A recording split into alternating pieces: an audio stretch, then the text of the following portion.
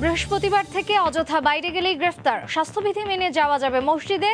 Bank খোলা 4 দিন। সারা দেশে রেকর্ড 8,822 জন শনাক্ত, মৃত্যু 115। সীমাবদ্ধতা নিরসনে হাজার কোটি টাকা খরচের কোনো সুফলই মিলছে না। বৃষ্টি হলেই তলিয়ে যায় সড়ক।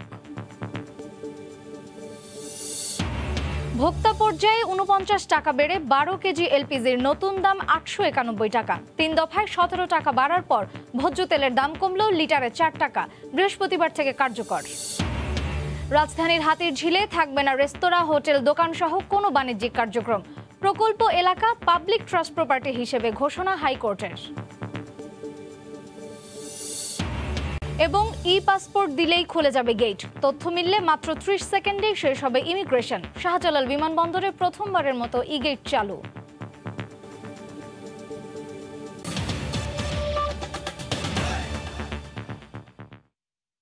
দেখছিলেন শিরোনাম। প্রবাসের সময়ের সঙ্গে আছি আমি মার্জিয়া শ্রেয়া। বৃহস্পতিবার থেকে অযথা ঘরের বাইরে বের হলেই আইনি ব্যবস্থা। মোতায়েন থাকবে সেনাবাহিনী। সরকারি বেসরকারি অফিস বন্ধ রেখে 1 সপ্তাহের কঠোর লকডাউনের প্রজ্ঞাপন জারি করেছে মন্ত্রিপরিষদ বিভাগ। রিকশা ও পণ্যবাহী যান ছাড়া সব ধরনের স্বল্প ও দূরপাল্লার যানবাহন বন্ধ রেখে সোমবার থেকে চলছে সীমিত লকডাউন। বৃহস্পতিবার ভোর 6টা থেকে কার্যকর হবে কঠোর লকডাউন। কি থাকছে নিষেধাজ্ঞার আওতায় মঙ্গলবার রাতে সরকারের উচ্চ পর্যায়ে বৈঠকের পর বুধবার দুপুরে এই বিষয়ে প্রজ্ঞাপন জারি করে মন্ত্রিপরিষদ বিভাগ। সরকারি আদেশে কঠোর লকডাউনে বন্ধ থাকবে সব ধরনের সরকারি বেসরকারি ও স্বায়ত্তশাসিত অফিস। পুরো বন্ধ থাকবে শপিং মল ও মার্কেট। বন্ধ থাকবে অভ্যন্তরীণ বিমানসহ সব ধরনের যন্ত্রচালিত যানবাহন। জরুরি পরিষেবার আওতায় চলবে খাদ্য, ত্রাণ, স্বাস্থ্য ও নাগরিক সেবার সাথে যুক্ত যানবাহন। দেশব্যাপী চালু থাকবে পণ্যবাহী ট্রাক, লরি ও কাভার্ড ভ্যান। এছাড়া আন্তর্জাতিক ফ্লাইট চালু থাকায় ভ্রমণের টিকিট দেখিয়ে গাড়ি ব্যবহার করা যাবে। নিত্য প্রয়োজনীয় কাঁচাবাজার উন্মুক্ত স্থানে চলবে সকাল 9টা থেকে বিকেল 5টা পর্যন্ত। খাবারের দোকান, হোটেল, রেস্তোরাঁ সকাল 8টা থেকে রাত 8টা পর্যন্ত খোলা রাখা গেলেও সেখানে বসে খাওয়া যাবে না।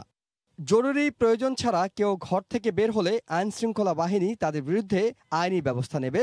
তবে টিকা কার্ড দেখিয়ে যাওয়া যাবে কেন্দ্রে।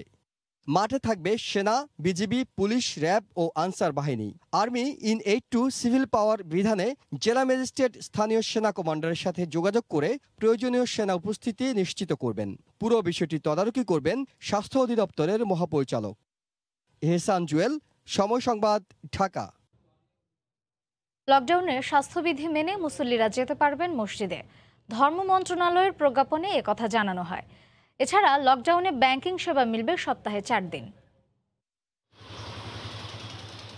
করোনা সংক্রমণের বর্তমান পরিস্থিতিতে 1 জুলাই থেকে 7 জুলাই পর্যন্ত ঘোষিত কঠোর লকডাউনে মসজিদে নামাজ আদায়ের সুযোগ থাকবে। তবে স্বাস্থ্যবিধি কঠোরভাবে মেনেই মুসল্লিদের মসজিদে আসতে হবে বলে প্রজ্ঞাপন জারি করে জানিয়েছে ধর্ম বিষয়ক মন্ত্রণালয়। বুধবার বিকেলে জারি করা ওই প্রজ্ঞাপনে জানানো হয়, মসজিদের প্রবেশদ্বারে হ্যান্ড স্যানিটাইজার বা হাত ধোয়ার ব্যবস্থা রাখতে হবে। মুসল্লিদের অবশ্যই মাস্ক পরে আসতে হবে এবং ওযু করার সময় কমপক্ষে 20 সেকেন্ড সাবান দিয়ে হাত ধুতে হবে। মুসল্লিদের প্রত্যেককে জায়নামাজ নিয়ে মসজিদে আসতে হবে। এছাড়া নামাজের কাতারে দাঁড়ানোর ক্ষেত্রে সামাজিক দূরত্ব মানতে হবে। লকডাউনের বিধিনিষেধ বিবেচনায় নিয়ে ব্যাংকিং খাত পরিচালনার সিদ্ধান্ত নিয়েছে বাংলাদেশ ব্যাংক। কেন্দ্রীয় ব্যাংকের প্রজ্ঞাপনে জানানো হয়, কঠোর লকডাউনে সকাল 10টা থেকে দুপুর 1:30টা পর্যন্ত ব্যাংকিং লেনদেন চালু থাকবে। সাপ্তাহিক ছুটি শুক্র ও শনিবারের সাথে রোববারও ছুটি থাকবে। লেনদেন পরবর্তী আনুষঙ্গিক কাজ শেষ করতে ব্যাংক খোলা রাখা যাবে বিকেল 3টা পর্যন্ত। এছাড়া সেবা নিরবচ্ছিন্ন রাখতে এটিএম বুথ খোলা থাকবে। রাষ্ট্রীয় ব্যাংকের ক্ষেত্রে প্রতিটি জেলা ও উপজেলায় একটি করে শাখা খোলা রাখতে বলা হয়েছে। করোনা সংক্রমণ রোধে দেশব্যাপী সর্বাত্মক লকডাউন নিয়ে বিশেষ প্রজ্ঞাপন জারি করেছে সুপ্রিম কোর্ট। প্রজ্ঞাপনে বলা হয়, লকডাউনে জেলা ও মহানগরীতে একটি করে ছাড়া বাকি কোর্ট বন্ধ থাকবে। সীমিত আকারে খোলা থাকবে হাইকোর্ট ও আপিল বিভাগ। সালাউদ্দিন সুমন, সময় সংবাদ, ঢাকা।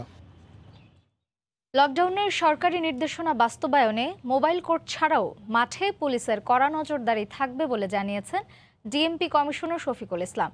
ঘর থেকে বের হওয়ার যুক্তিসঙ্গত কারণ না দেখালে 6 মাসের জেল ও জরিমানা হবে। লকডাউন কার্যকরে 106 জন কর্মকর্তাকে ম্যাজিস্ট্রেসি ক্ষমতা দিয়ে মোবাইল কোর্ট পরিচালনার প্রজ্ঞাপন জারি করেছে জনপ্রশাসন মন্ত্রণালয়। কঠোর লকডাউনের আগের দিনও বাড়ি যেতে মানুষের এই যাত্রা, যদিও চলছে সীমিত লকডাউন। গণপরিবহন না থাকায় গন্তব্যে পৌঁছতে হয়রানির শিকার হয়েছেন সাধারণ মানুষ। অনেক বিড়ম্বনার পরে আসছি। একজন বাইকার আমার থেকে 1500 টাকা ভাড়া চাইছে বগুড়া পর্যন্ত। কি করে খাম ভাই, দিন মজুরি করে খেতাম ভাই, বানিশ মেসে কাজ করতাম আমি, আমাকে কাম কাজ নাই, সব বন্ধ হয়ে গেছে। খালি বসে থাকা ঘর ভাড়া দেওয়া তো ভাই সম্ভব না। তবে বৃহস্পতিবার থেকে লকডাউন মানাতে ছাড় দেবে না পুলিশ। সাফ জানিয়ে ডিএমপির হুঁশিয়ারি, অযথা ঘোরাঘুরি করলেই গ্রেফতার হতে হবে। নানাবিধ যে অজুহাত দেখিয়ে রাস্তায় বের হয়, আমরা যদি সন্তুষ্ট না হই যে উনি কী কারণে বের হয়েছে, তাহলে কিন্তু এবার তাকে বেশ আইনে ঝামেলায় পড়তে হবে। এবারে লকডাউনে মুভমেন্ট পাস যেমন থাকছে না, তেমনি অলিগলির দোকানপাটও খোলা রাখা যাবে না। এমনকি শিল্প কারখানার কর্মকর্তা ও কর্মচারী যারা রাজধানীতে রয়েছেন তাদের নিজস্ব কর্মস্থলে চলে যাওয়ারও অনুরোধ জানান ডিএমপি কমিশনার। মালিক অথবা কর্মকর্তা কর্মচারী যারা ঢাকা শহরে থাকেন, ওনারা যেন অনুগ্রহপূর্বক ফ্যাক্টরিতে চলে যান, কারণ উনি বের হলে ওনাকে রিকশায় যেতে হবে, উনি ওনার ব্যক্তিগত গাড়ি ব্যবহার করে যেতে পারবেন না। কাঁচাবাজার খোলা স্থানে সরিয়ে আনার নির্দেশনার পাশাপাশি রিকশা চলাচলের অনুমতি থাকলেও ইচ্ছেমতো তা ব্যবহারেরও কঠোর থাকবে আইন শৃঙ্খলা বাহিনী। রিকশায় করে বউ বাচ্চা নিয়ে পার্কে বেড়াতে যাবেন সেটি না। বুলবুল রেজা, সময় সংবাদ, ঢাকা। দেশে করোনার রেকর্ড ৮,৮২২ জন শনাক্তের দিনে মারা গেছেন ১১৫ জন। শুধু রাজশাহী ও খুলনা বিভাগেই একদিনে ৫৩ জনের মৃত্যু হয়েছে। হাসপাতালগুলোতে শয্যা, অক্সিজেন আর আইসিইউর সংকট দিন দিন ভয়াবহ রূপ নিচ্ছে। রিপোর্টার ও জেলা প্রতিনিধিদের পাঠানো তথ্য ও ছবিতে রিপোর্ট। দিন যত গড়াচ্ছে দেশ জুড়ে ততই দাপট বাড়ছে করোনার। সর্বোচ্চ মৃত্যুর সূচকে যোগ হচ্ছে একের পর এক জেলা। সপ্তাহ জুড়ে শতকের উপরে মৃত্যুর সংখ্যা। আইসিইউ পেতে উপজেলা থেকে শুরু করে শহর নগরের বিভিন্ন হাসপাতালে ছুটোছুটি করছেন স্বজনরা। মৃত্যু আর সংক্রমণের হারে খুলনা বিভাগের অবস্থা বেসামাল। দেশের ৮ বিভাগের মধ্যে ২৪ ঘন্টায় সর্বোচ্চ মৃত্যুর তালিকায় আবারও এই বিভাগটি। জেলায় শনাক্তের হার বেড়ে দাঁড়িয়েছে ৪২%। চাপ সামলাতে রীতিমতো হিমশিম খেতে হচ্ছে চিকিৎসকদের।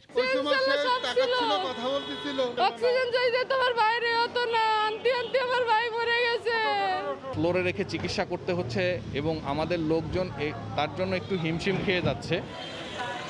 রাজশাহী বিভাগে করোনায় আক্রান্ত হয়ে একদিনেই মৃত্যু হয়েছে ২৩ জনের। রাজশাহী মেডিকেল কলেজ হাসপাতালে করোনার জন্য নির্ধারিত ৪০৫টি শয্যা থাকলেও চিকিৎসা নিচ্ছেন ৪৬০ জন। আইসিইউতে আছেন ২২ জন। প্রতিদিনই দেখা দিচ্ছে শয্যা আর আইসিইউ সংকট। সাধারণ জেনারেল ওয়ার্ডগুলোও আপনার করোনা ওয়ার্ড করে ফেলেছে। ওখানে সিলিন্ডার দিয়ে মানুষ সব বারান্দা শুয়ে আছে। দক্ষিণে সীমান্তবর্তী ৩ জেলায় একদিনে ১৫ জনের মৃত্যু হয়েছে। এর মধ্যে কুষ্টিয়ায় ১০ জন, যশোরে ৩ জন, সাতক্ষীরায় ২ জন করোনা আক্রান্ত হয়ে মারা গেছেন। কঠিন পরিস্থিতির মধ্যে দিয়ে আমরা যাচ্ছি। এই সংক্রামক ব্যাধি এই ধরনের কন্ট্রোল করা, নিয়ন্ত্রণ করা একটাই উপায় ছিল যে জনগণের মেলামেশাটা কমায় দিয়ে আসে। সংক্রমণ আর মৃত্যুর হারে ঊর্ধ্বমুখী চট্টগ্রাম বিভাগেও। গত ২৪ ঘন্টায় ২৩ জনের মৃত্যু হয়েছে। এর মধ্যে কেবল চট্টগ্রাম জেলায় করোনায় একদিনে ১০ জনের মৃত্যু হয়েছে। ২ মাসে দ্বিতীয় সর্বোচ্চ মৃত্যু এটি। বগুড়ার ৩টি হাসপাতালে গত ২৪ ঘন্টায় ৬ জন মারা গেছেন। ৩৩৬টি নমুনা পরীক্ষা করে করোনা পজিটিভ পাওয়া গেছে ১২৭ জনের। করোনা সংক্রমণের হার শতকরা ৩৭%। সাদিয়া আফরিন, সময় সংবাদ। জুলাই মাসেই দেশে ৫০ লাখ থেকে ১ কোটি ডোজ ভ্যাকসিন আসবে বলে জানিয়েছে স্বাস্থ্য অধিদপ্তর। চীন থেকে কেনা ভ্যাকসিনের পাশাপাশি এই তালিকায় থাকবে কোভ্যাক্স থেকে পাওয়া ভ্যাকসিন। এদিকে সংসদে স্বাস্থ্যমন্ত্রী জানিয়েছেন ডিসেম্বরের মধ্যে আসবে ১০ কোটি টিকা। টিকা কার্যক্রমে চমক দেখিয়েও মাঝপথে এসে অনেকটাই খেই হারিয়েছে বাংলাদেশ। হাতে মজুদ অক্সফোর্ড, ফাইজার, সিনোফার্মের মাত্র কয়েক লাখ ডোজ। সরকারের বিভিন্ন দপ্তর থেকে নানা সময় নানা কথা বলা হলেও মিলছিল না টিকা প্রাপ্তির সুনির্দিষ্ট খবর। অবশেষে মঙ্গলবার সংসদে প্রধানমন্ত্রী জানিয়েছেন জুলাই মাসেই আবারও শুরু হচ্ছে গণটিকা কার্যক্রম। এর একদিন পরেই স্বাস্থ্য অধিদপ্তর বলছে অল্প সময়ের মধ্যেই বিভিন্ন উৎস থেকে আসছে ৫ থেকে ১০ মিলিয়ন করোনার টিকা। এরই মধ্যে চীনের উপরাষ্ট্রদূত তার ফেসবুক স্ট্যাটাসে জানিয়েছেন বাংলাদেশে পাঠাতে ২০ লাখ ডোজ প্রস্তুত করেছে বেইজিং।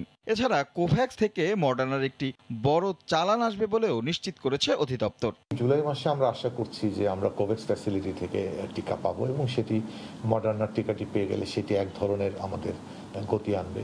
অন্যদিকে সিনোফার্মের সঙ্গে যে চুক্তিটি হয়েছে সেই চুক্তি অনুযায়ী আমরা আশা করছি যে আমরা টিকা পেয়ে যাব। অর্থাৎ বিভিন্ন রকমের টিকা কিন্তু সেটি বাংলাদেশের জনগণের সুরক্ষায় ব্যবহৃত হবে। এদিকে জাতীয় সংসদে স্বাস্থ্যমন্ত্রী জানিয়েছেন এরই মধ্যে চীনের সঙ্গে 1 কোটি ডোজ ভ্যাকসিন কেনার চুক্তি করেছে বাংলাদেশ। বিভিন্ন উৎস থেকে ডিসেম্বরের মধ্যেই 10 কোটি ডোজ টিকা আসবে বলেও সংসদকে অবহিত করেন স্বাস্থ্যমন্ত্রী। সিনোফার্মের সাথে চাইনিজ 1.5 কোটি ভ্যাকসিনের চুক্তি হয়েছে এবং টোটাল আমাদের হাতে এখন যেটা আছে সব মিলে প্রায় 10 কোটি ভ্যাকসিনের ব্যবস্থা আছে ডিসেম্বর পর্যন্ত।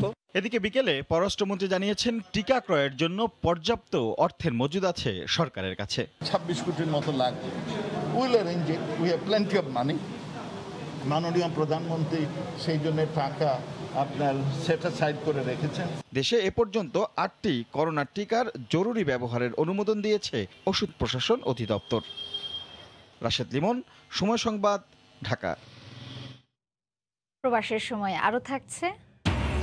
তীব্র দাবদাহে বিপর্যস্ত কানাডায় প্রায় 250 মৃত্যু। ইতিহাসের সর্বোচ্চ তাপমাত্রা 49 ডিগ্রি সেলসিয়াস।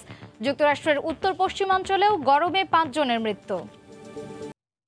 এক পশলা বৃষ্টিতে আবারও ডুবল বন্দরনগরী চট্টগ্রাম। বুধবার সকালে 3 ঘন্টায় মাত্র 21 মিলিমিটার বৃষ্টিতেই হাঁটু পানিতে তলিয়ে যায় নগরের প্রধান প্রধান সড়ক এবং বেশ কিছু এলাকা।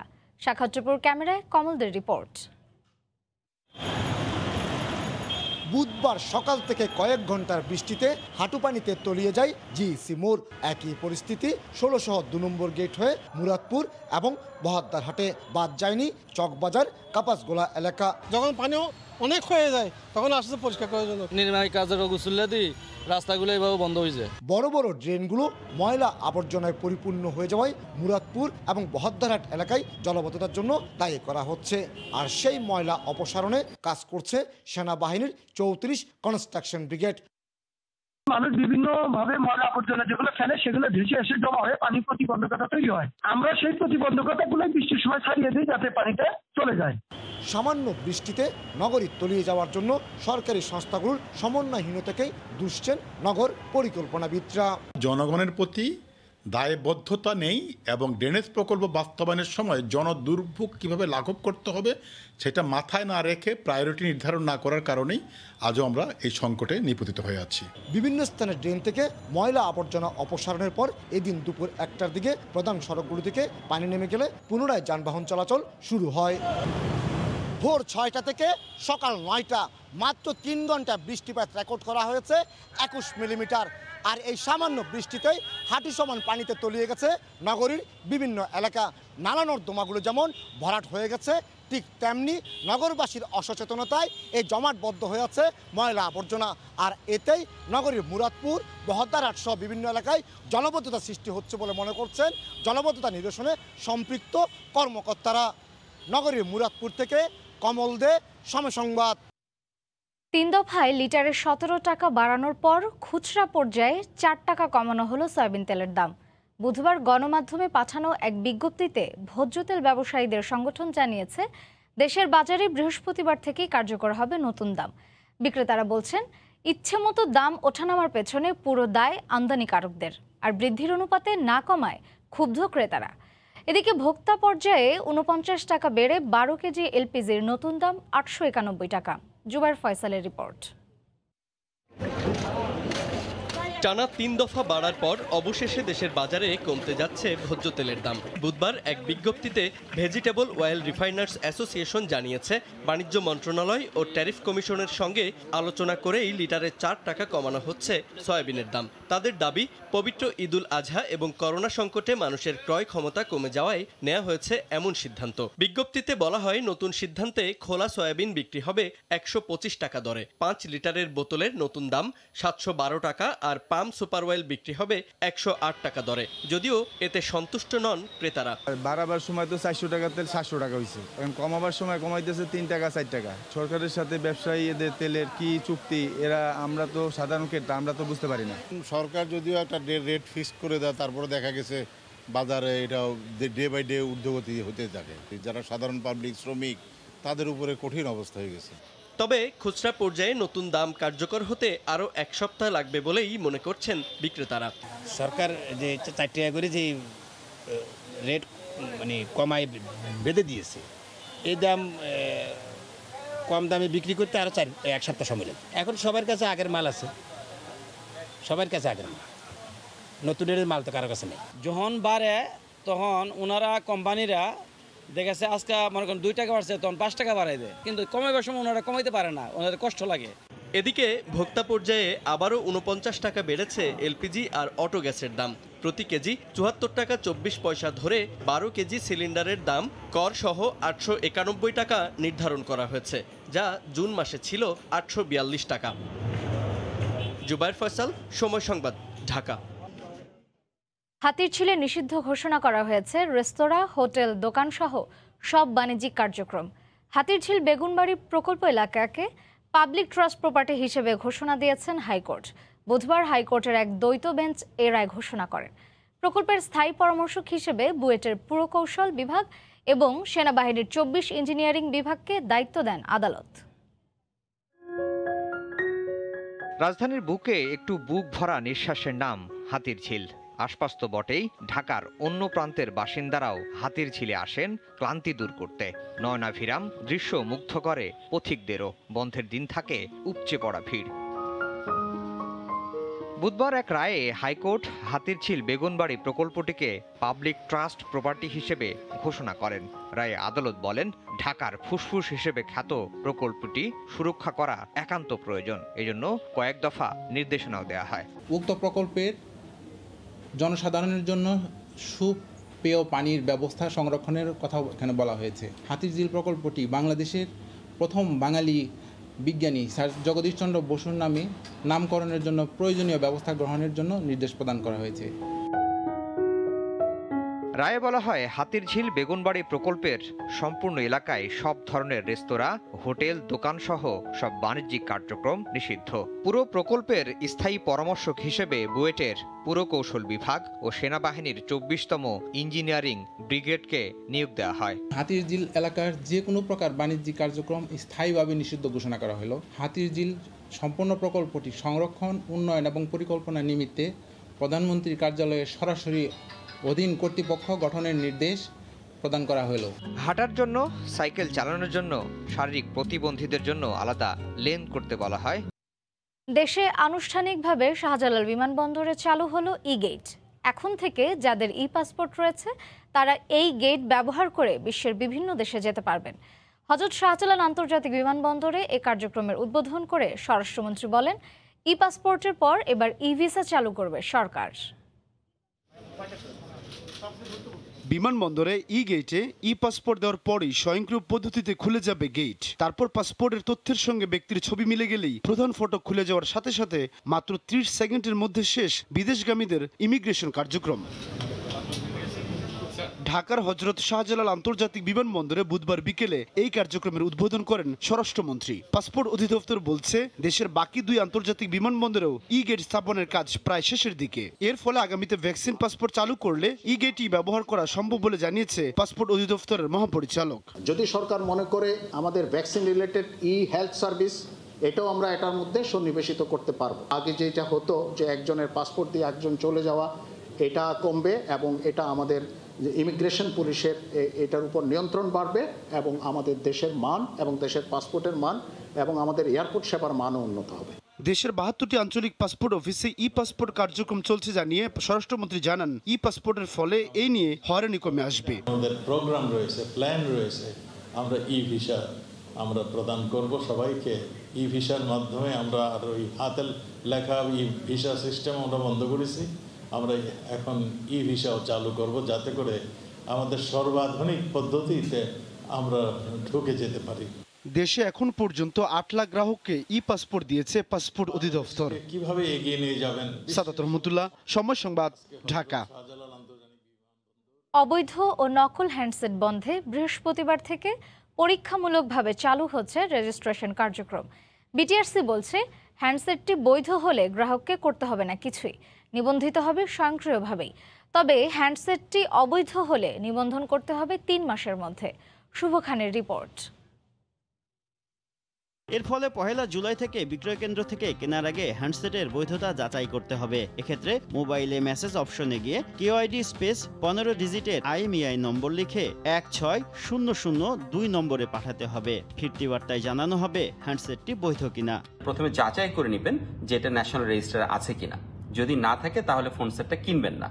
বর্তমানে গ্রাহকের হাতে থাকা হ্যান্ডসেট বৈধ কিনা তা যাচাইয়ে প্রথমে মোবাইল হ্যান্ডসেট থেকে *16161# নম্বরে ডায়াল করে হ্যান্ডসেটের হালনাগাদ অবস্থা জানা যাবে।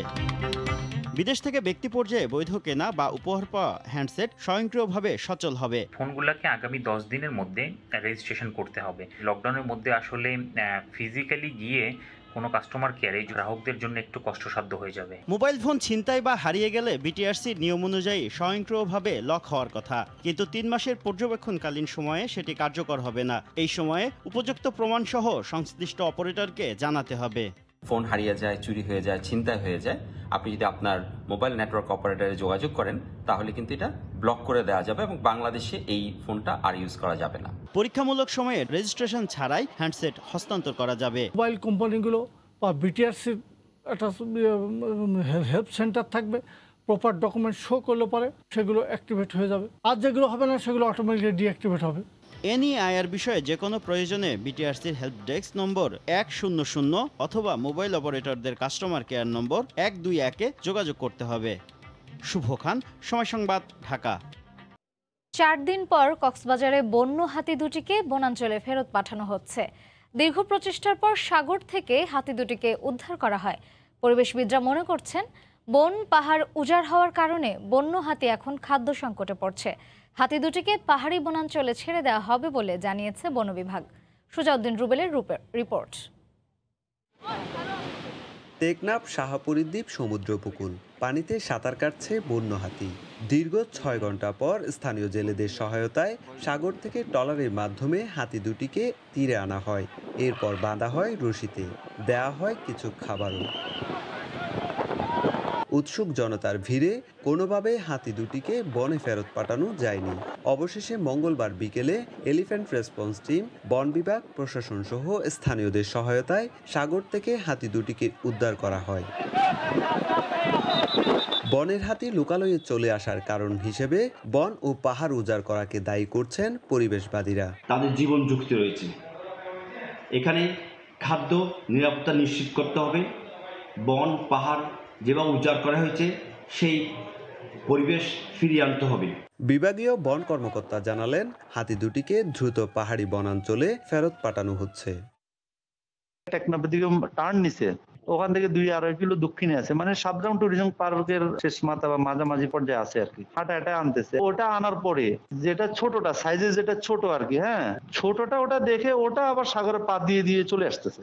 কক্সবাজারের উখিয়া ও টেকনাফে 11 লাখের বেশি রোহিঙ্গাকে আশ্রয় দিতে গিয়ে উজাড় হয় 8,000 একরের বেশি বনভূমি, যার কারণে হাতিরা খাদ্য ও নিরাপদ আবাসস্থল হারিয়েছে বলে মনে করছেন পরিবেশবাদী সংগঠনগুলো। সুজাউদ্দিন রুবেল, সময় সংবাদ, কক্সবাজার। তীব্র দাবদাহে বিপর্যস্ত কানাডার জনজীবন। 3 দিনে তীব্র গরমে মারা গেছেন 230 জনের বেশি, যাদের বেশিরভাগই বয়স্ক। মঙ্গলবার দেশটির ইতিহাসের সর্বোচ্চ 49.5 ডিগ্রি সেলসিয়াস তাপমাত্রা রেকর্ড করা হয়। পরিস্থিতির অবনতি হওয়ায় কানাডার ব্রিটিশ কলম্বিয়া প্রদেশে বন্ধ ঘোষণা করা হয়েছে সব ধরনের শিক্ষা প্রতিষ্ঠান।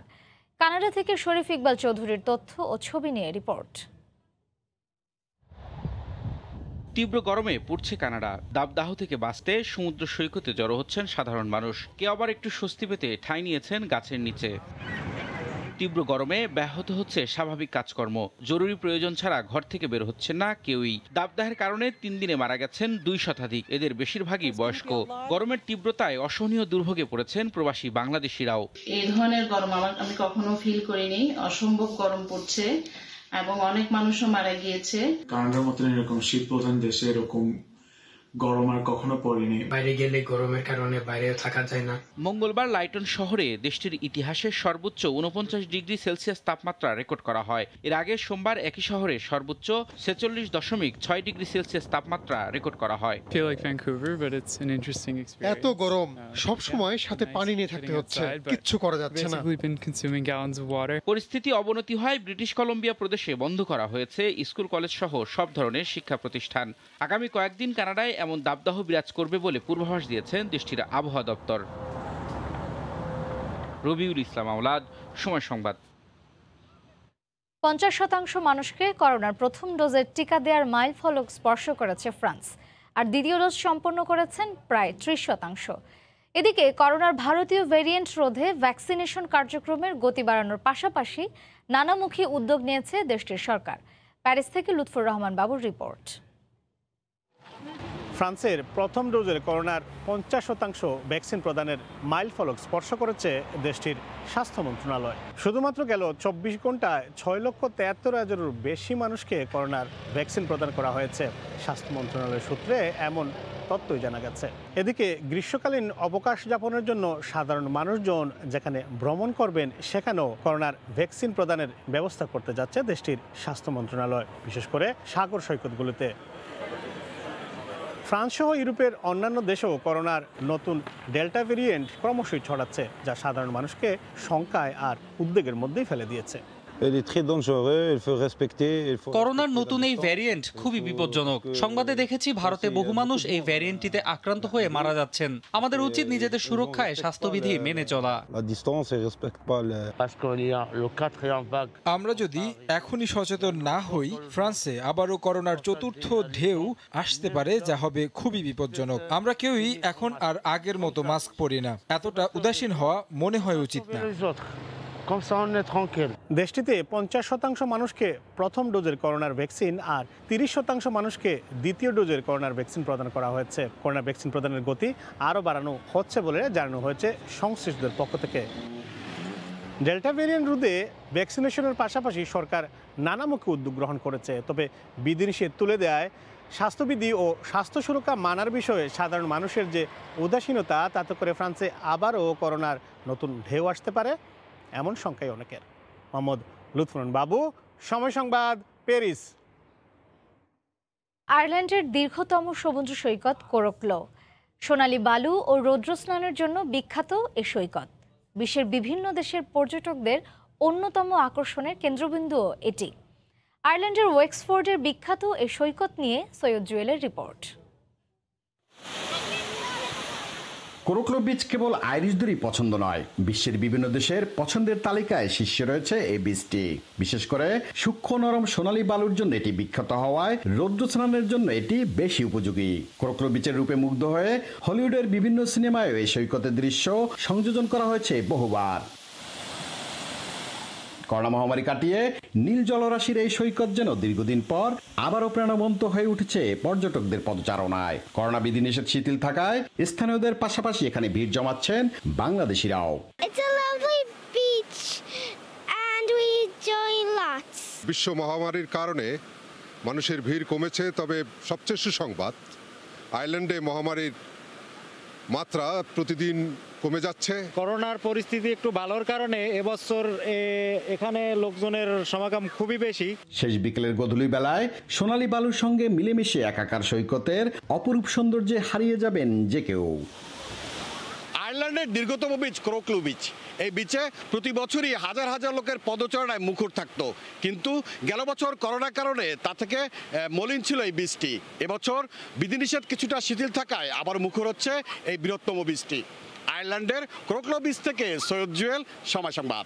বৈশ্বিক সাইবার নিরাপত্তা সূচকে 25 ধাপ এগিয়েছে বাংলাদেশ।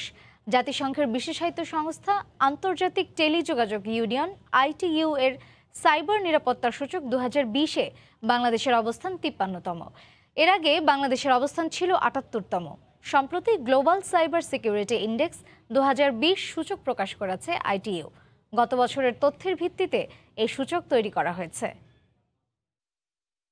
সাইবার হামলা প্রতিরোধে প্রস্তুতি, হামলা, অপরাধ ও বড় ধরনের সংকট ব্যবস্থাপনার তৎপরতা মূল্যায়ন করে প্রতি বছর বৈশ্বিক সাইবার নিরাপত্তা সূচক প্রকাশ করে জাতিসংঘের বিশেষায়িত সংস্থা ইন্টারন্যাশনাল টেলিকমিউনিকেশন ইউনিয়ন ITU। 5টি বিষয়কে বিবেচনায় নিয়ে এই সূচক তৈরি করা হয়। মঙ্গলবার 2020 সালের বৈশ্বিক সাইবার নিরাপত্তা সূচক প্রকাশ করে সংস্থাটি। এতে বাংলাদেশ 81.27 স্কোর পেয়ে 53তম স্থান উঠে এসেছে। আগের বছর এ সূচকে বাংলাদেশের অবস্থান ছিল 78তম। সাইবার বিশেষজ্ঞরা বলছেন এই সফলতা সাইবার নিরাপত্তায় বাংলাদেশের ধারাবাহিক সক্ষমতারই প্রতিফলন, যা ভবিষ্যতে আরও দক্ষতার সঙ্গে সাইবার হামলা প্রতিহত করতে উৎসাহিত করবে। সাইবার সিকিউরিটিগত দিক থেকে যদি আমরা আরও শক্ত হই, তাহলে আমাদের ইন্টারন্যাশনালি বিভিন্ন সার্ভিস তখন বাংলাদেশ থেকেই চালু করা সম্ভব হবে, অথবা বাংলাদেশ থেকে অনেকে এগিয়ে আসবে। এশীয় প্রশান্ত অঞ্চলের সূচকে বাংলাদেশ 11তম অবস্থানে রয়েছে। এই অঞ্চলের মধ্যে 98.52 পয়েন্ট পেয়ে যৌথভাবে প্রথম হয়েছে দক্ষিণ কোরিয়া ও সিঙ্গাপুর। প্রতিবেশী ভারত রয়েছে 4র্থ স্থানে, আর 64.88 পয়েন্ট পেয়ে 14তম স্থানে রয়েছে পাকিস্তান। সূচক অনুযায়ী 100 পয়েন্ট পেয়ে প্রথম অবস্থানে আছে যুক্তরাষ্ট্র। 99.54 পয়েন্ট পেয়ে যৌথভাবে দ্বিতীয় অবস্থানে রয়েছে যুক্তরাজ্য ও সৌদি আরব। 99.48 স্কোর পেয়ে তৃতীয় হয়েছে ইউরোপের দেশ এস্তোনিয়া। রবিউল ইসলাম আওলাদ, সময় সংবাদ।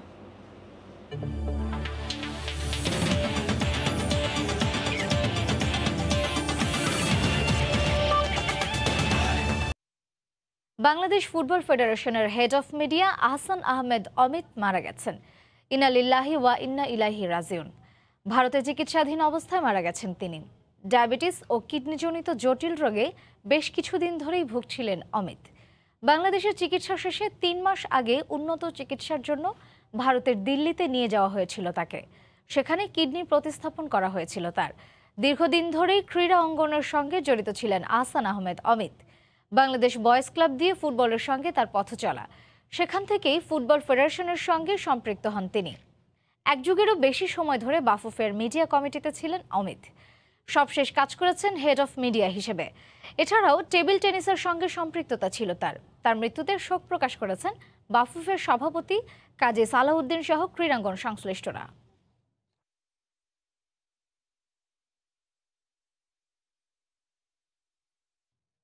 এ পর্যায়ে শীর্ষ সংবাদ জানিয়ে দিচ্ছি আরও একবার। বৃহস্পতিবার থেকে অযথা বাইরে গেলেই গ্রেফতার। স্বাস্থ্যবিধি মেনে যাওয়া যাবে মসজিদে। ব্যাংক খোলা 4 দিন।